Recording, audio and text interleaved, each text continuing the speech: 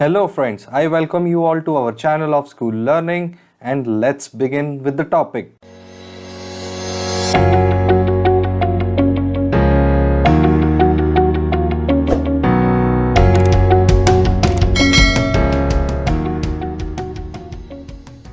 Friends, today we are going to solve exercise 1.3 from the previous topics. जो previous video बनाया था उसमें सारा का सारा कॉन्सेप्ट जो है वो मैंने कवर कर लिया था और अभी एक्सरसाइज 1.3 को हम लोग सॉल्व करेंगे। क्वेश्चन नंबर 1 क्या बोलता है? क्वेश्चन नंबर 1 बोलता है write the following in decimal form and say what kind of decimal expansion each has. इसका मतलब क्या हुआ फ्रेंड्स? इसका मतलब कोशेंट क्या है? कोशेंट टर्मिनेटिंग है या कोशेंट नॉन टर्मिनेटिंग रिपीटिंग है? तो अब 36/100 जो है वो हमारा पहला क्वेश्चन है। इसको हम लोग कैसे लिख सकते हैं फ्रेंड्स? हमें पता है कि 0.36 ऐसे डायरेक्टली लिख सकते हैं। तो अब ये 0.36 क्या है? 0.36 is nothing but the quotient of 36 divided by 100 है कि नहीं फ्रेंड्स? चलिए मैं आपको प्रूफ करके बता देता हूँ। यहाँ पे 100 आया, 0 ज़ा 0, 36 पॉइंट लगा के 0, 3 ज़ा 300, नाउ 60 आया, पॉइंट है 0 लगा दो, 600 हो गया, 100 6 ज़ा 600, रिमाइंडर क्या आ गया फ्रेंड्स? रिमाइंडर आ गया 0। 0.36 is nothing but the representation of 36 divided by 100। मतलब हमें क्या पता लगा? हमें पता लगा quotient is decimal representation of a fraction। अब आगे बढ़ते हैं और समझते हैं कि ये कौन से टाइप का quotient है। Definitely when remainder is 0, quotient is terminating, so that is the answer for first bit. Now what is second bit telling us?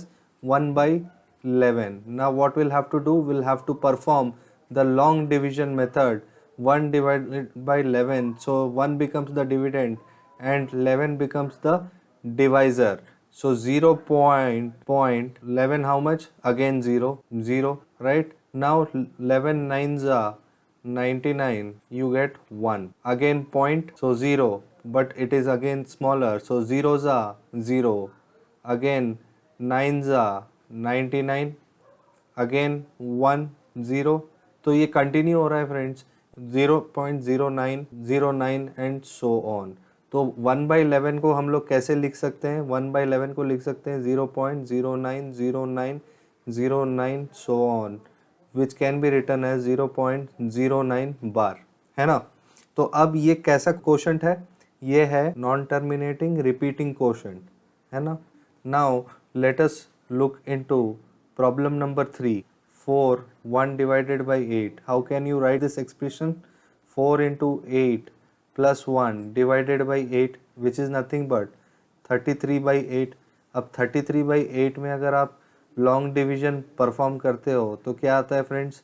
4 ज़ा 32, 1 बचा, पॉइंट 0, 1 ज़ा 8, अगेन 2 बचा 0, 2 ज़ा 16, 4 0 बचा, 5 ज़ा 40, 0 यहाँ पे रिमाइंडर। अब 0 रिमाइंडर आया तो हम क्या बोलेंगे? Quotient is again terminating. So 4 1/8, 4 plus 4 into 8 plus 1/8, which is nothing but 4 1/8 can be written as 4.125. Now what is the characteristics of this decimal number? It is terminating decimal. Before solving question number 4, let us see question number 5, which is similar to question number 2. ठीक है, what does question number 5 says? 2/11। तो ऐसे question को आप कैसे solve करोगे? आप बस 1/11 का फाइंड आउट करोगे ऐसे, ठीक है? सिंपलेस्ट मेथड बता रहा हूँ, 1/11 का फाइंड आउट करके क्वेश्चन को 2 से मल्टीप्लाई कर दोगे, ठीक है? Because we say that 1/11 can be represented 1/11 can be represented as 0.090909 so on. So how will you represent 2/11? 2/11 is nothing but 2 into 1/11. So how much is 1/11 here? 2 into 0.0909 so on, so which is nothing but 0.181818 so on, which is nothing but 0.18 बार। अगर आप long division perform करके देखोगे तो भी आपको यही result आएगा। तो what is the characteristic of this decimal number? Again जो इसका 1/11 का था वही इसको होगा, ठीक है। So it is also non terminating and repeating quotient. Now let us see question number 4. So now what is 3/13? Let us see. What will be the dividend, friends? The dividend will be 3 and divisor will be 13, right? So what do we get? We get 0 za 0, again 3, point रखा 0 आया, 13 2 जा 26, 4 आया, 0 point है 0 लगाओ, 13 3 जा 39, 1 है 0 लगाओ, again 0, 100, 13 7 जा 91, अगेन 9 आया, पॉइंट है 0 लगाओ, 13 6 जा 70, 12 120, 13 9 जा 117, बचा 3, अगेन रिपीट हो रहा है, यहाँ पे 3 आया था, यहाँ पे 3 आ रहा है, अगेन रिपीट होगा, पॉइंट है 0 लगाओ, अगेन 2 जा 26 and again same thing continues. So you can write 0.230769 bar as 3/13. Okay my friends, now let us look into question number 6.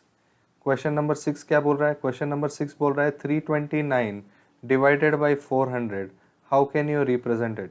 So the simple trick here is 329 divided by 4 into 100 लिख सकते हैं इसे।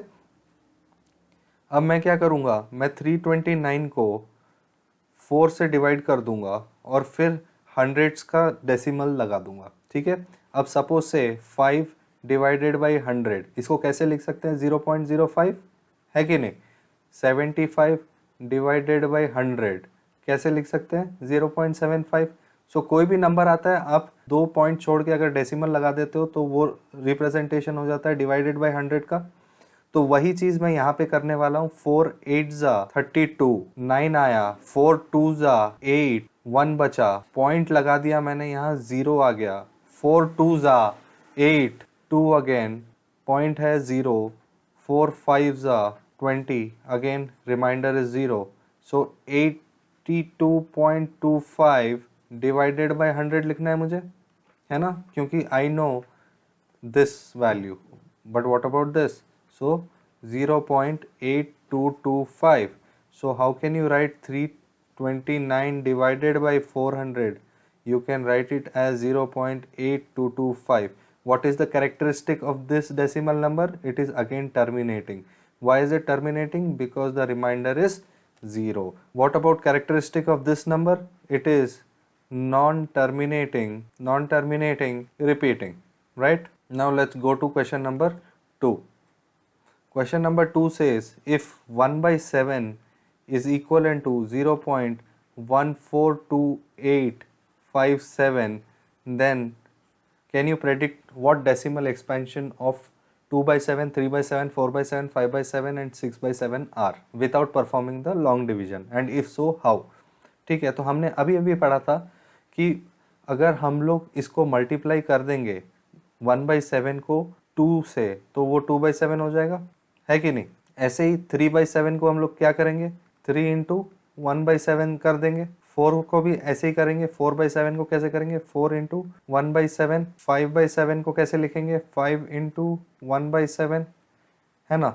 और 6/7 को कैसे लिखेंगे, 6 into 1/7। तो अब इसको कैसे लिख सकते हैं फ्रेंड्स, 2 इंटू 0.142857 बार, ठीक है। आपको सिंपली मल्टीप्लाई करना है 2 से और आपका आंसर आ जाएगा 0.285714 बार। ऐसे ही 3 इंटू 0.142857 बार को अगर आप मल्टीप्लाई करेंगे 3 से तो आपका आंसर आएगा 0.42857। नाउ 4 इंटू 0.142857 को अगर आप मल्टीप्लाई करेंगे तो क्या आएगा, 0.571428 बार। सिमिलरली 5 इंटू 0.142857 को अगर आप 5 से मल्टीप्लाई करेंगे तो क्या आएगा, 0.71428। सिंपल मल्टीप्लिकेशन है, ऐसे ही इसका आंसर आपको आएगा 6 इंटू 0.142857। इसको डायरेक्टली आपका आंसर आएगा 0.857142। ठीक है, ये सिंपल मल्टीप्लिकेशन है, याद रखिए। क्वेश्चन हमने ऑलरेडी सॉल्व किया हुआ है हमारे प्रीवियस लेक्चर में, तो ये आप ट्राई करिए। अब क्वेश्चन नंबर 5, क्वेश्चन नंबर 5 जो है 1/17 है, ये लॉन्ग डिवीजन से आपको परफॉर्म करना है। तो इसका आंसर पहले ही कर दिया है आपके लिए। 1/17 को मैंने डिवाइड किया, 0 पॉइंट लगाया, 100, 5 ज़ा 85, 150, ये पूरा मैंने परफॉर्म किया है और इतना बड़ा नंबर आया है।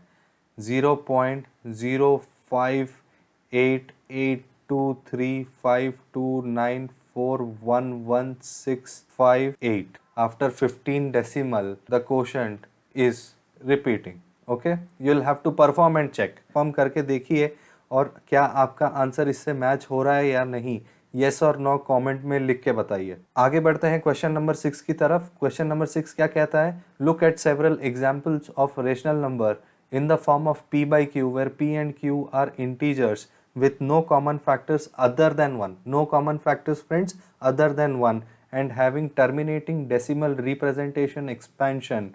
Can you guess what property q must satisfy? जैसे कि अभी यहाँ पे ये बोल रहा है, सपोज से 0.6 ले लीजिए, ठीक है, 0.5 ले लीजिए, 0.76 ले लीजिए, ठीक है।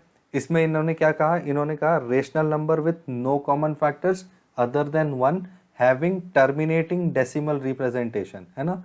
तो इन सब का क्या है?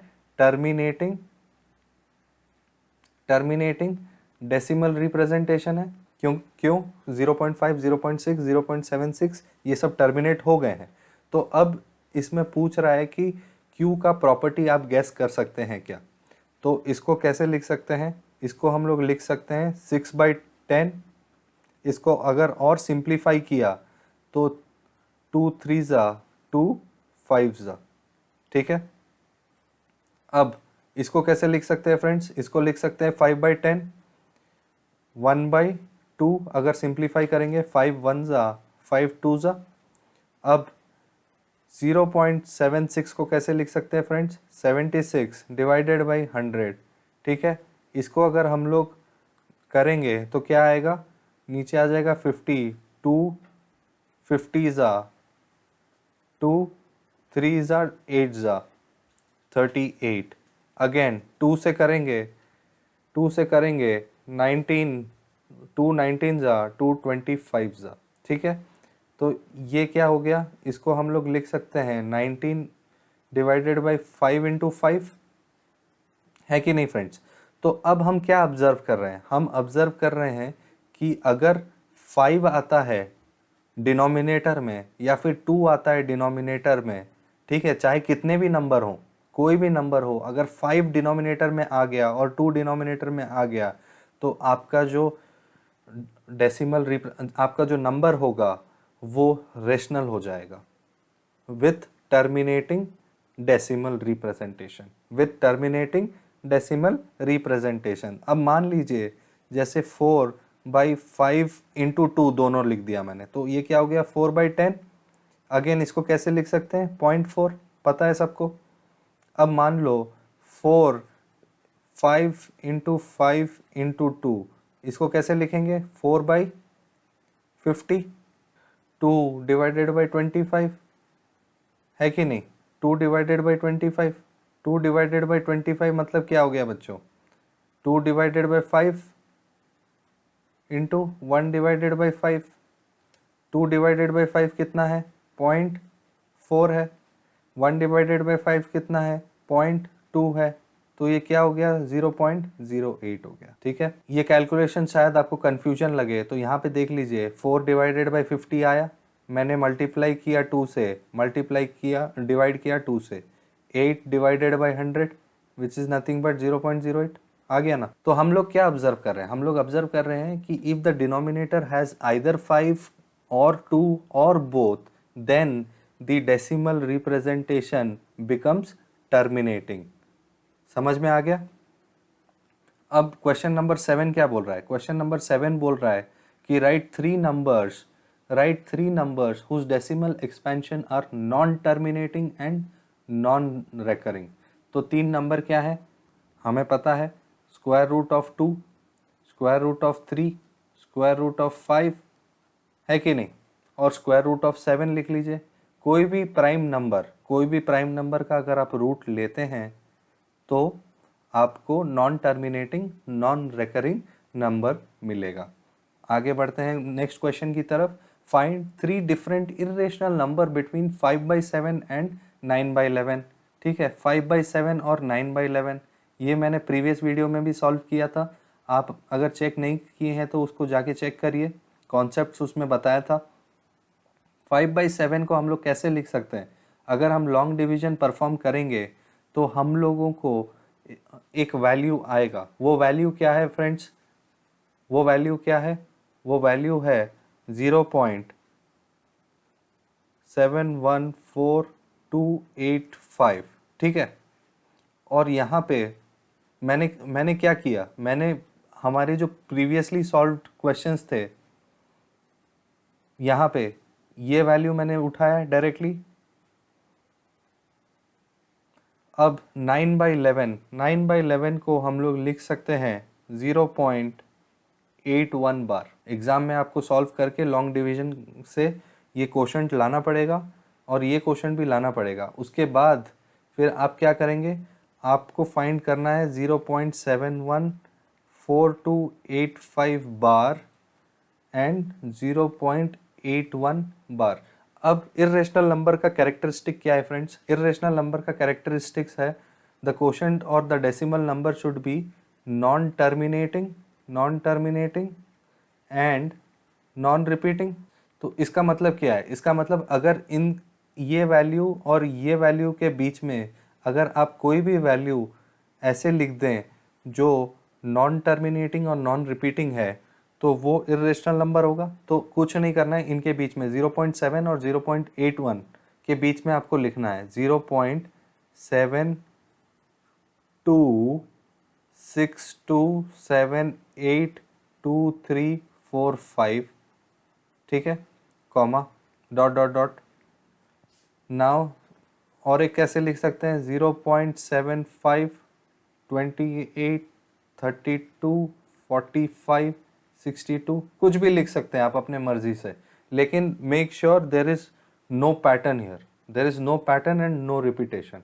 ठीक है, 0.7926294425, ठीक है, and so on. So these are nothing but 3 rational numbers. There are infinitely many irrational numbers between 5/7 and 9/11, but these are 3 of them. ठीक है, 3 irrational number between 5/7 and 9/11. Now let us come to question number 9. Question number 9 में क्या बोल रहा है, classify the following numbers as rational or irrational. Now root of 23, is it rational or irrational? Well, I told you root of any prime number is irrational, so this is irrational. Okay, what is the reason? Root of any prime number. Now root of 225 क्या होता है friends? 15 होता है। 15 is a integer, so it is definitely rational number. Here 0.3796, what is it? It is a terminating decimal का मतलब क्या हुआ, it is a rational number.